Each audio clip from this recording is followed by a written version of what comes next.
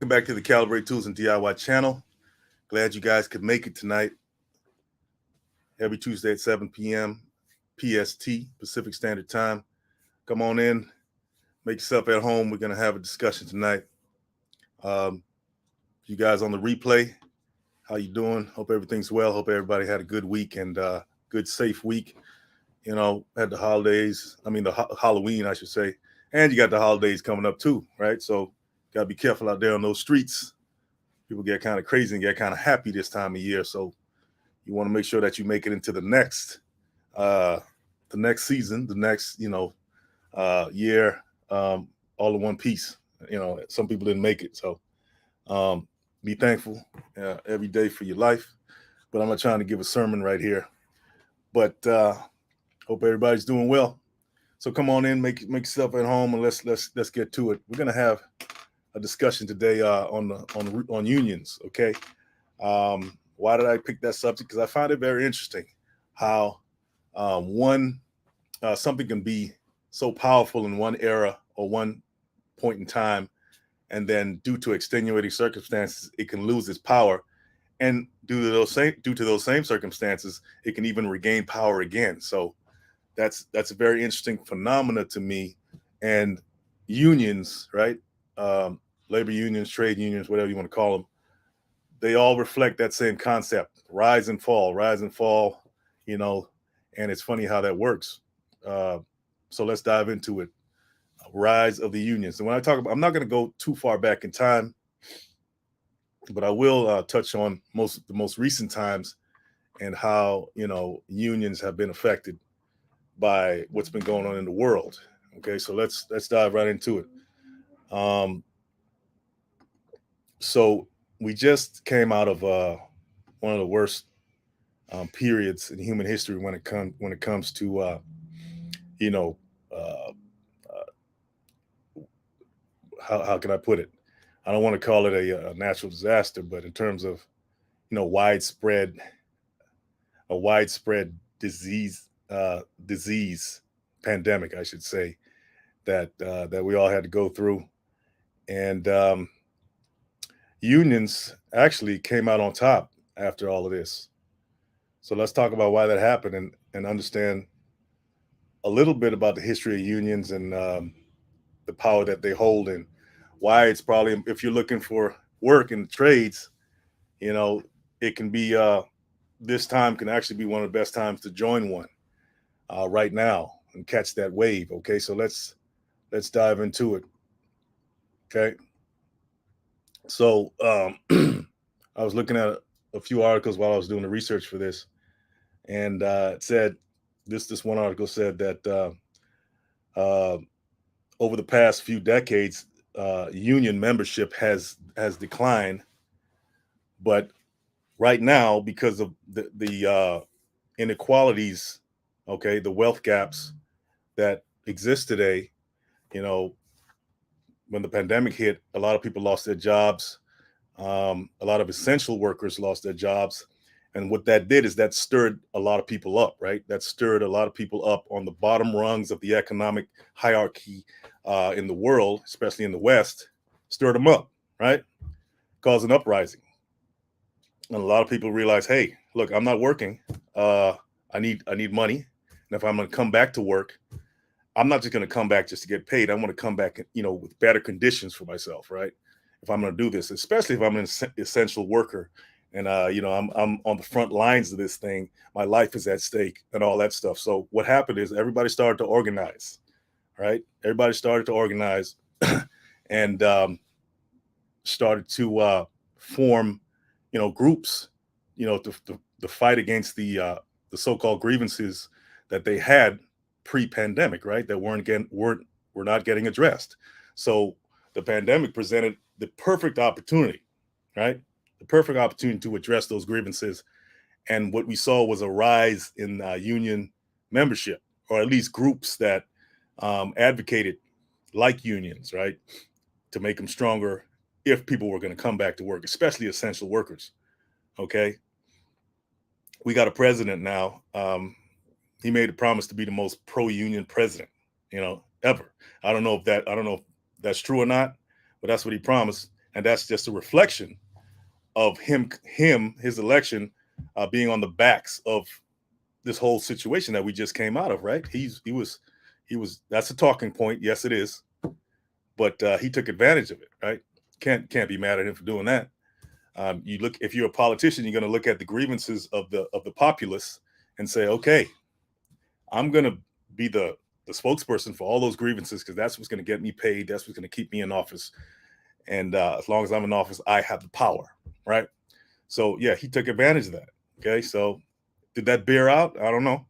We shall see. Time will tell, right?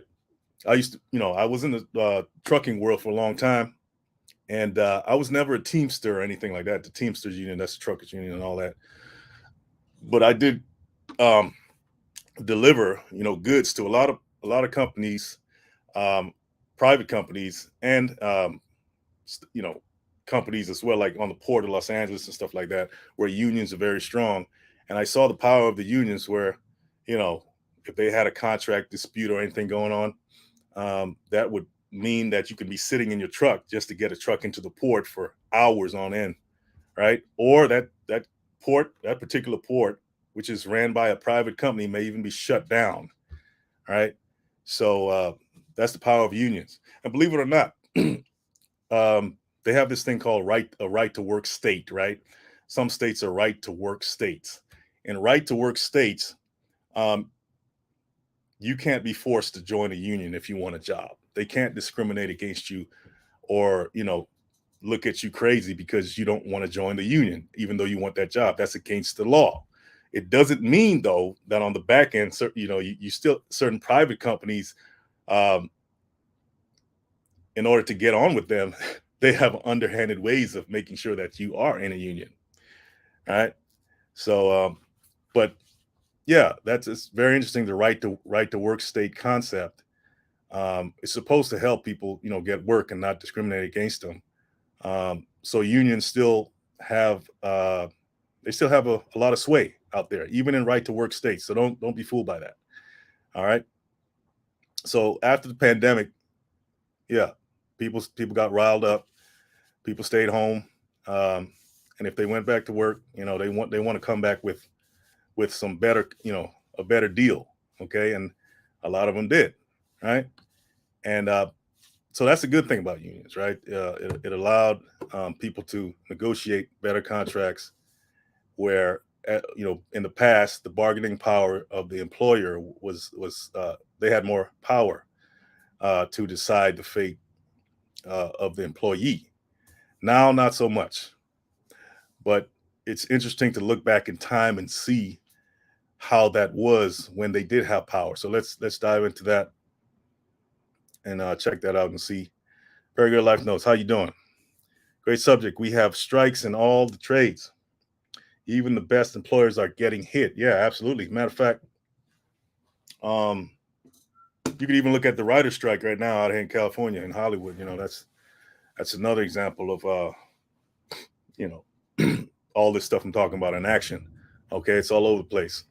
So unions have their good, and they have their good sides, and they also have their so-called negative sides as well.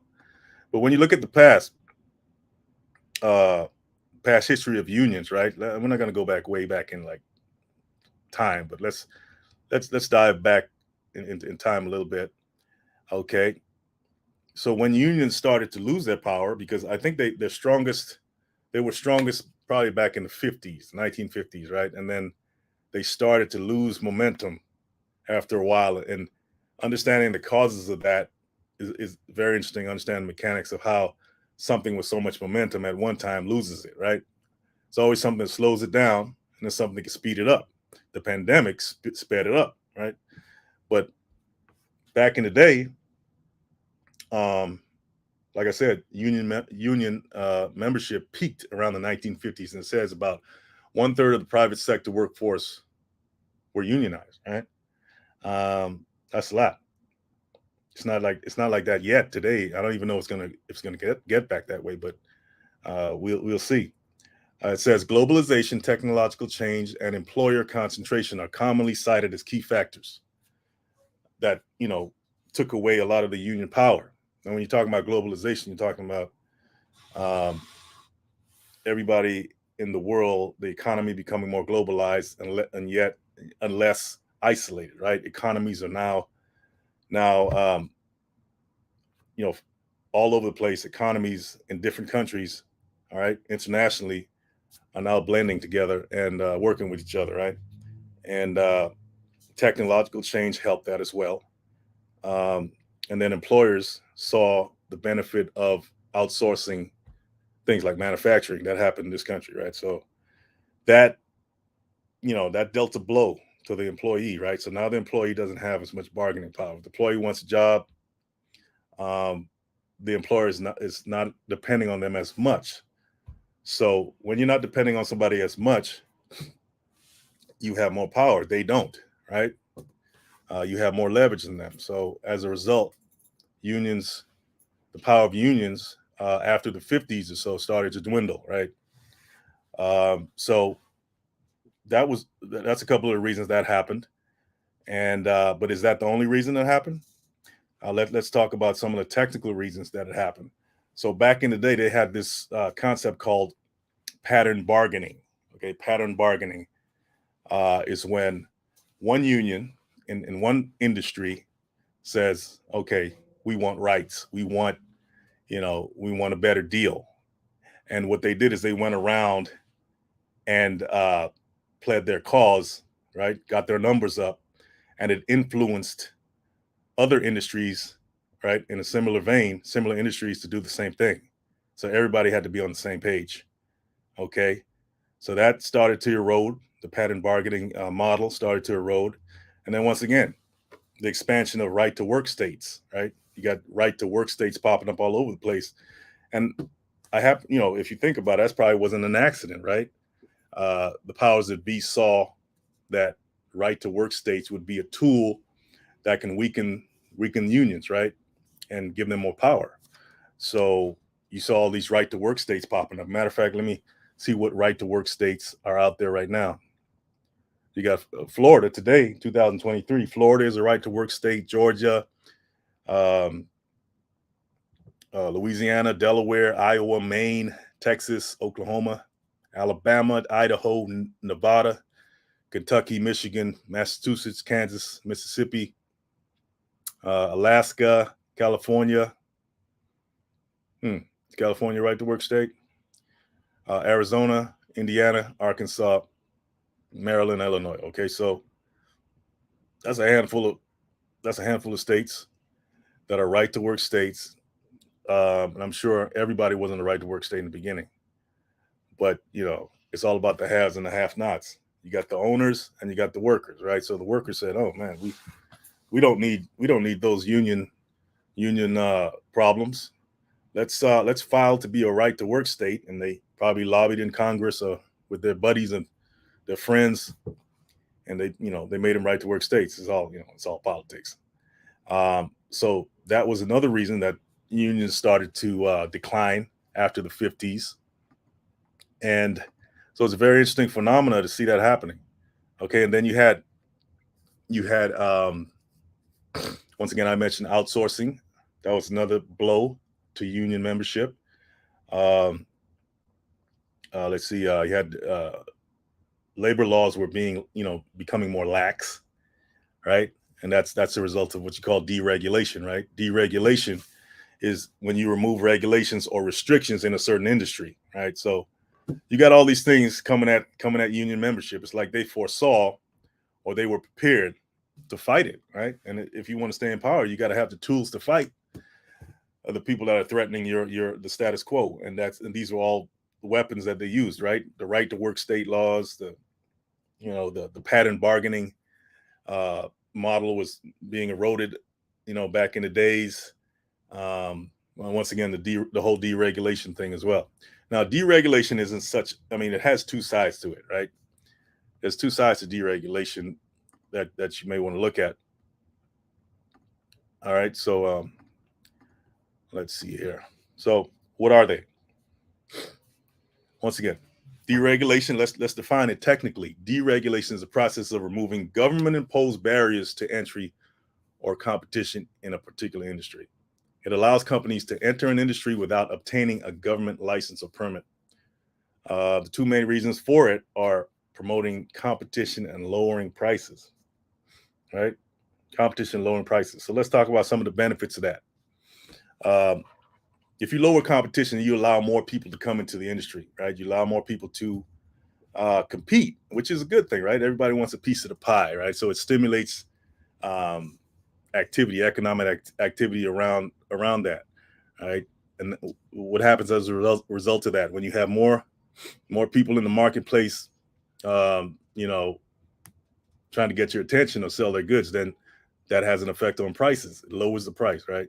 Because the supply is more, so so the prices go down, and that's the good side of it, right? But it can also lead to less competition, as smaller companies, right? If you got small companies coming in, and you got these already established big companies, they can't compete, right? They can't compete like that right away, right? Unless they're really strong and savvy and wiry in the business game, to stick it out. Most of the time, they get eaten up by the bigger companies, by the sharks. The bigger sharks eat the smaller sharks, right? And so that's the drawback. That's another drawback of deregulation, right? So, but you can't have one without the other, right? It's just that's just how it is. Um, Another good side to deregulation is that competition, it leads to better quality products and services, right? Because everybody's trying to get the consumer's attention, so everybody's trying to innovate. That's another side to it, innovation, and so they're going to hopefully produce better products and services. Hopefully, right? Not all the time, in order to get, you know, to win the pocketbooks of the consumer. So it gives the consumer, you and me, more choices in the marketplace when we're out there looking for stuff, right? But at the same time, the flip side to that, the deregulation is, you may pay higher prices if there's only one company providing a particular good that's top quality, right? Like this laptop I'm on is Apple. It's Apple, right? You only have a certain amount of companies providing that kind of quality, and so yeah, so you really can't have one without the other. Without You're going to have benefits and drawbacks at the same time when it comes to deregulation and all of that. But once again, I would take it. I would take it when it comes to innovation, right? I'd rather see more innovation on the marketplace than a stagnant marketplace, in my opinion. I'd rather see more competition. I'll take the higher prices, if I can get a good quality product. Why not, right? And it depends on your mindset as you yourself as an individual. Are you going to be a victim of these things, or is it going to make you up your game, right? It's going to make you up your game. Are you going to still strive for the 9 to 5, or are you going to try to get your skills up, right, where you can compete, where you can you can be an innovator yourself. That's it all depends on how you look at it. So we can look at these things as, oh, it's happening to us. Yeah, I mean, things happen all the time, but how are you going to handle it? How are you going to step up to the plate and get in the ring with these things, so to speak, and duke it out and come out on top? And so, if anything, these conditions should make you improve your state, right? But the average person won't, right? The average person won't. It's only a small percentage of people that are going to allow certain conditions to push them push them up rather than drag them down. So it depends on where you're at. Okay, and that not just for people, individuals, but for businesses as well.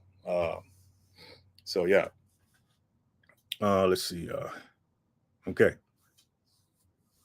businesses can operate without the burden of government regulations. Oh, well, that's the definition of deregulation. Okay, but it can also lead to job losses in industries that are being deregulated as well, because now you have no restrictions. That's the drawback, right? A company can say, look, I am not barred. It's not against the law for me to fire you on the spot, or not want you around, or lay off 10,000 people, all that stuff. So once again, it's both sides to the game. The whole goal is to look at the possibilities, the worst case scenario, and where you're positioned in case that worst case scenario happen. If you lose your job, do you have another source of income, right? if this happens? Do you have another skill? Do you have another business going on or something like that that could help you stay afloat, right, and not sink beneath the waves of unemployment and lack of skills? Yeah, and you don't want to get there. I mean, I must say, after the pandemic, I'm sure a lot of us have seen the rise in homelessness as well, right?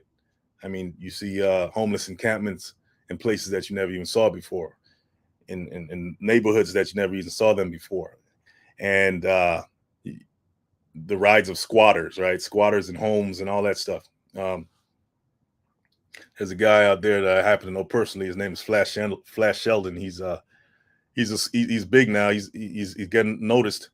He's the guy that uh, goes out there and he gets rid of squatters for you. His name is Flash Sheldon.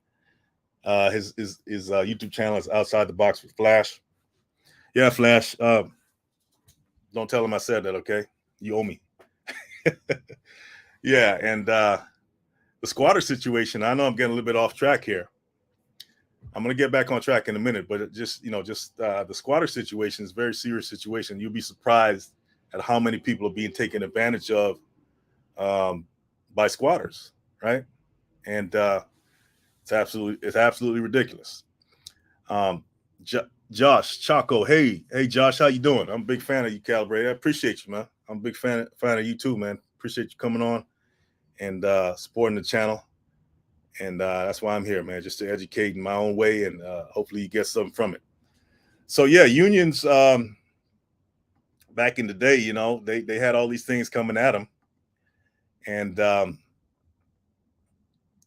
they still obviously they're still around, right? They're still around for good reason, right? Because you need people to represent the underdog, right? And if the underdog's not represented, then you pretty much live in a I don't know, a dictatorship or some kind of totalitarian regime, right? And some people may say we're living in that now to some degree, but as much as the United States has issues, there's still wiggle room in this country at this point.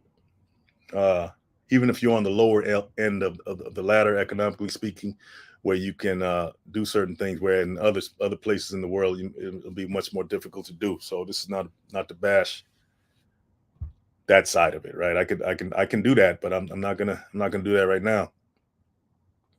So yeah, it's like I said, unions have experienced its fair share of ups and downs, and but right now it's receiving a resurgence, or receiving a boost, I should say, because of what's happened in the last couple of years, right? And it's very interesting to see. It's kind of refreshing as well, right? To see how the hands of fate have turned in the favor of the unions right now, right? Where more people are, they have the leverage, right? Because there's a labor shortage. There's all kinds of shortages. People don't want to come back to work. Things still have to get done. The economy slowed down because of that in some respects, and so now it's in the hands of the more, I would say, more the employee right now. And if you play your cards right, you could benefit. You could ride that wave. If you're a person looking for work in the trades, um, or you could be a nurse or something like. They got, even look at the writer strike and all that, right? You can ride that wave, right? Because things still have to get done. Goods and services still have to get shipped, right? Or services have to get rendered. So if you're not a lazy person and you want to take advantage of this stuff, all right. And don't forget to study for yourself to see where you fit in this whole game here. It says now unions are at an all-time high when it comes to favorability ratings. I'm looking at an article right here. Half the workforce said they would join a union today if given the opportunity, because they know that without power of a union, workers are helpless. The coronavirus pandemic is behind the latest surge in support. Okay, the pandemic has amplified, it says, even more public support, even more. It shows how helpless workers are without a union. So in a sense, certain conditions kind of pull the cover off, right? Kind of rips rips the band-aid off, right, of certain things to allow you to see how vulnerable you are without something, right? Um, and that's the part. I hate to say it, sounds kind of messed up, but anything drastic that happens, tragedies, especially on a mass level, that's what it tends to do, right? It tends to rip the mask off, rip the facade off of, you know, things that were just props in the first place, right? And exposes the world to all the, the whatever, the ugliness of it all, the vulnerability of it all, and those that will speak up, right? So it says these workers during the pandemic couldn't even get PPE. I think that's personal protective equipment, right? Some companies didn't even provide that. And I mean, how cold is that to not provide your workers the safety equipment they need to work, right? And but the unions were able to get it for them. Without the unions, they couldn't. It would have probably been a lost cause, right? Probably been a lot more deaths. But the unions, got it for them, right? They were able to fight for it and get it. So these people that were invisible in the past, so-called essential workers, the guy that takes out the trash, the nurse, the you know people out there on front lines who have to be outside, who have to be around people, the mailman, the whatever. These so-called invisible people, um, they were now more visible because it showed you that without these cogs in the wheel, these what some people would say the lowest of the low in terms of how people perceive certain jobs and stuff like that. They turned out to be the most important people, right? And that's what happens. You will get humbled, right? You will get humbled. I don't care how high you are on the hierarchy, you will be brought down, right? Because without the base, you don't have a hierarchy. Okay, so if you don't take care of the base, you don't take care of the foundation, you will fall, right?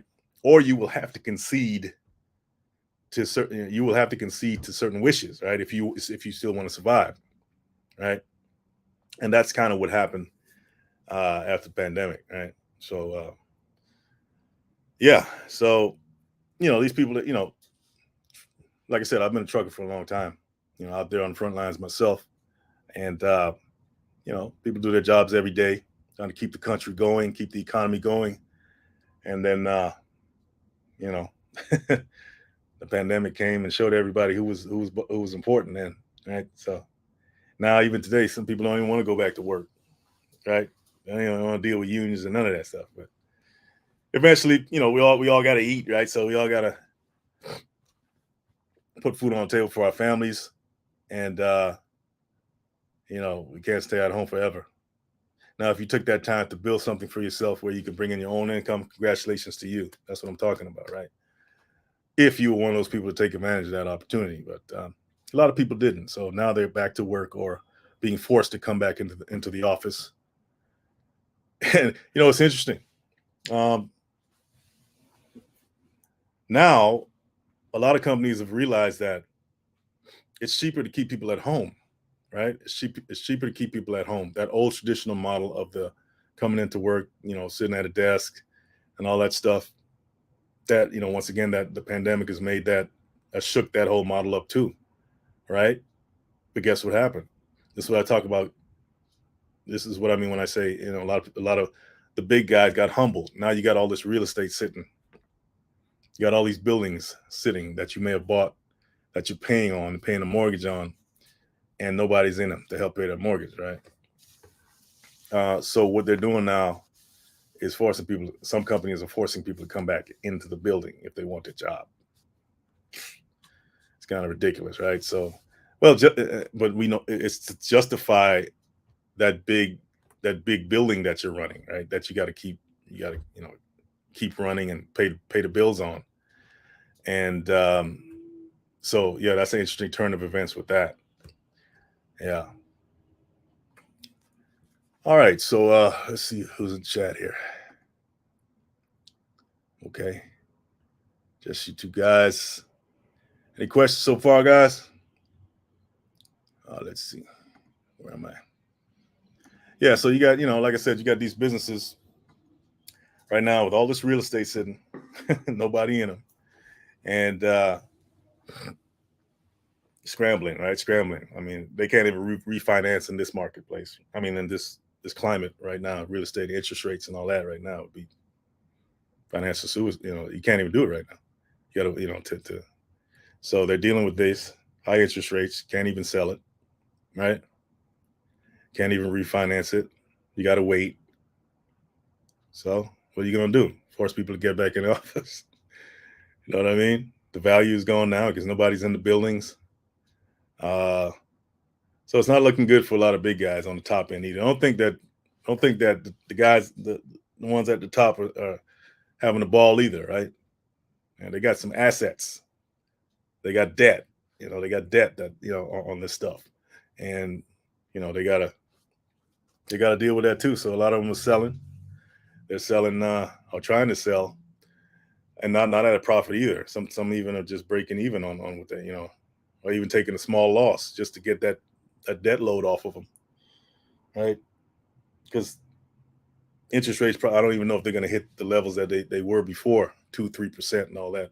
Who knows when that'll ever happen? It'll probably come down a little bit, but you probably never return to those levels.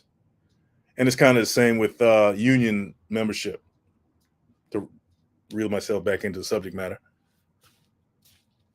probably the union membership levels won't be the same as they were in the 50s either, right? Because once again, it's a different world, it's a different economy, it's a different, too much has happened, too much, in terms of like I said, globalization, technological advances.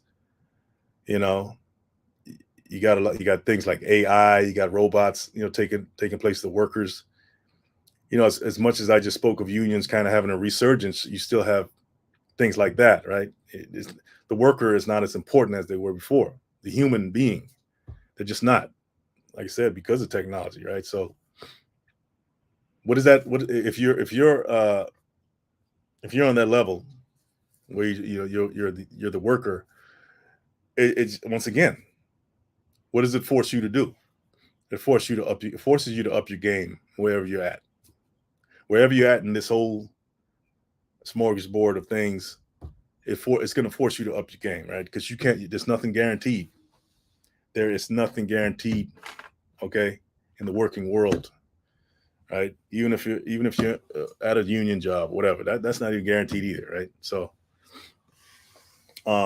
as much as unions are good and what they do for people, in this economy, unless if you're making $60 an hour as a journeyman or something on a job, or that's great. But I mean, if what you're making outpaces inflation right now, that's great. You're a lucky one. But that most of I'm talking about the United States minimum wage, $30,000 a year, 40,000. That's the average person, right?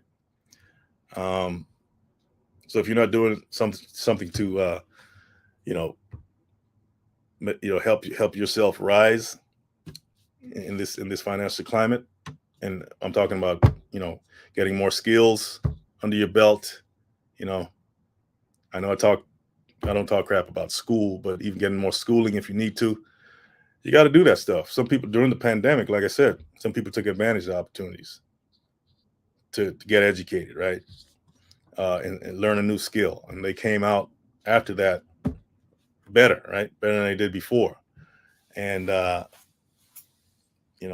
what that's what you should do, right? At all times, before you get bogged down too much, right?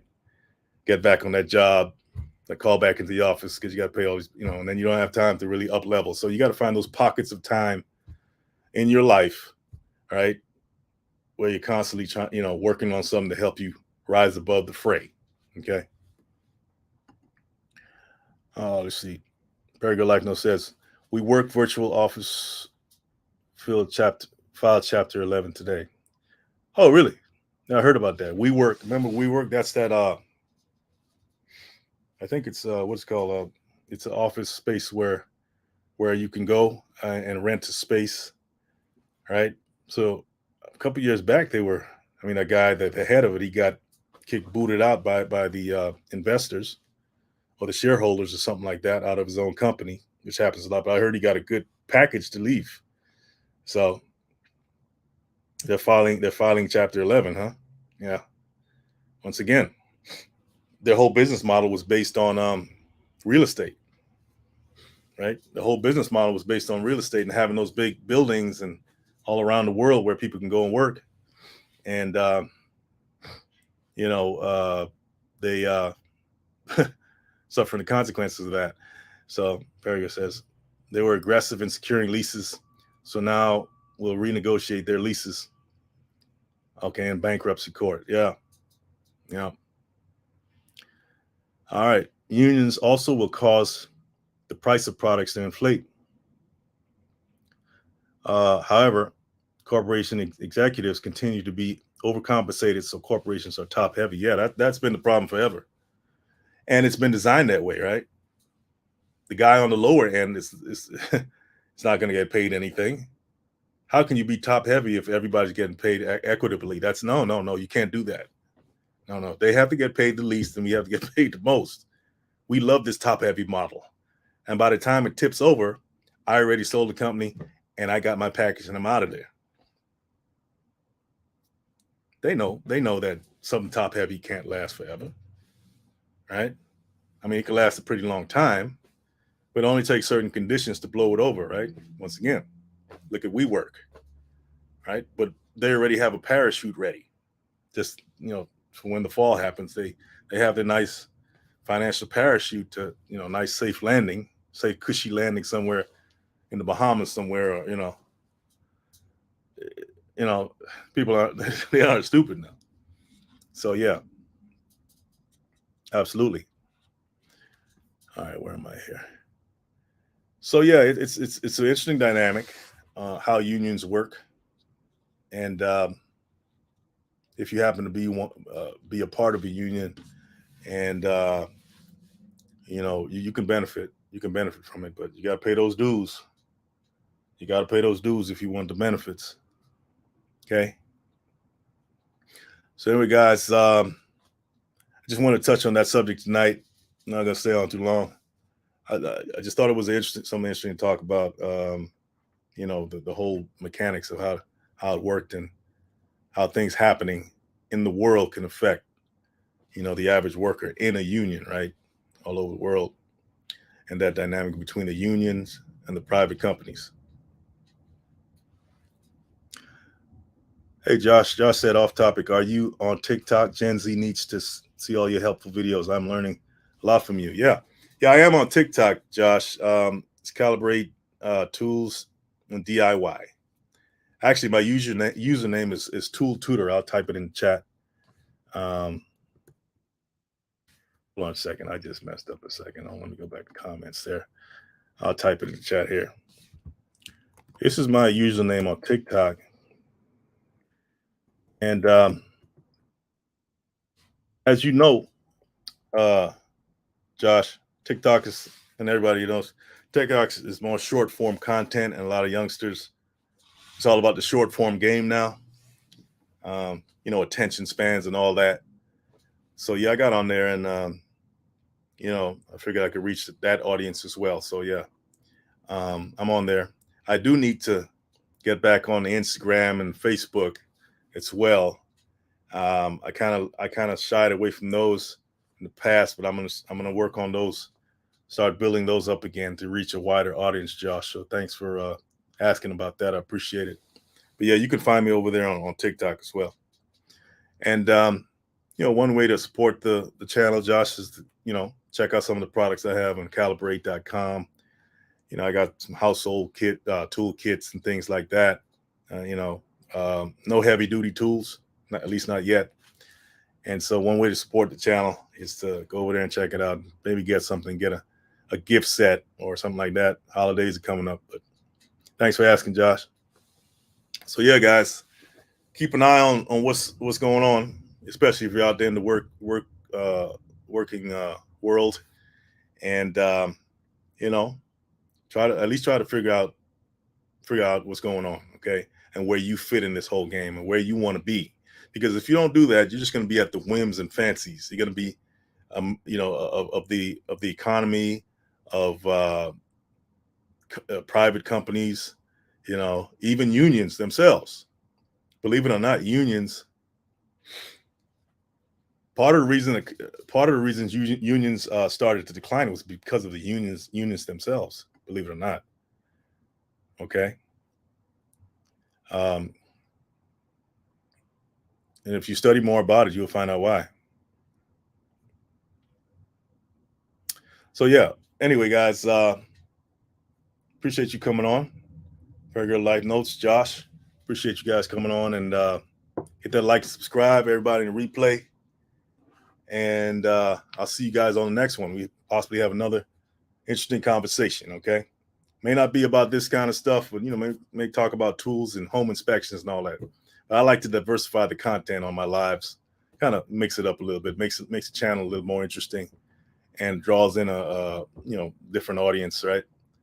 Some that actually likes to discuss social topics, macroeconomics, things like that, related to the trades and stuff like that. So, but hey, you know what this channel's about: tools and DIY and tutorials and getting you guys handy again, right? So anyway, guys, take care. I'll see you on the next one. Hit that like, subscribe, and take care.